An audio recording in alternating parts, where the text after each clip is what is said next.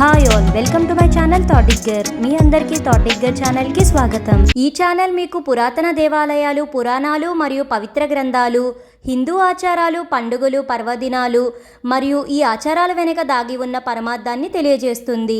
అంతేకాకుండా టీటీడీ మరియు ఇతర దేవాలయాలకు సంబంధించిన కంప్లీట్ లేటెస్ట్ ఇన్ఫర్మేషన్ని అందిస్తుంది. శ్రీశైల పుణ్యక్షేత్రంలో 5 రోజుల పాటు ఉగాది మహోత్సవాలు. దీనికి సంబంధించిన కంప్లీట్ ఇన్ఫర్మేషన్ని ఈరోజు వీడియోలో తెలుసుకుందాము. శ్రీశైల క్షేత్రం ఆంధ్రప్రదేశ్లో నంద్యాల డిస్ట్రిక్ట్లో ఉన్న ప్రసిద్ధ శైవ క్షేత్రం.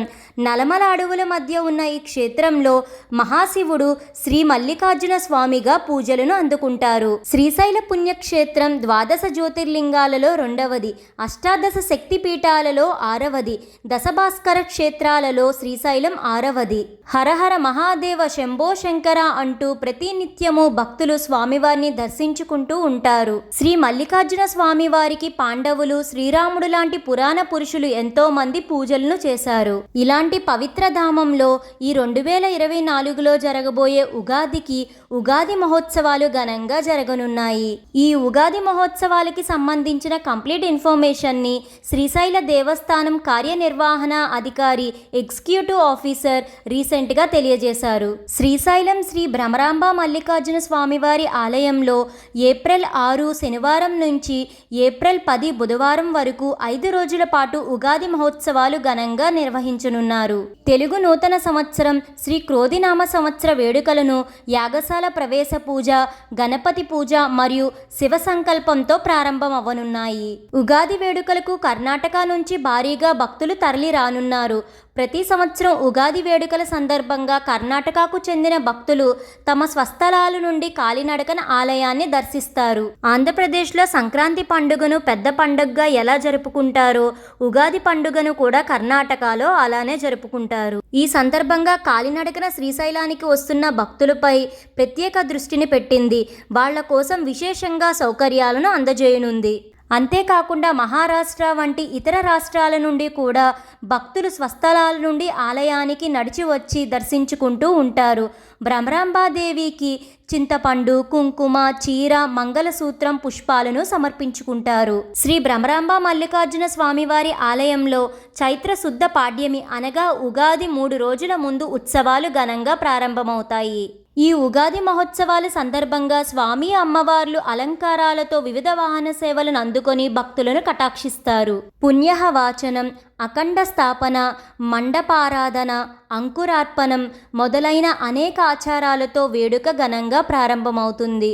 ప్రతిరోజు ప్రత్యేక అభిషేకం, నవవరణార్చన, రుద్రహోమం, చండీహోమం వంటి ప్రత్యేక పూజా కార్యక్రమాలు నిర్వహిస్తారు.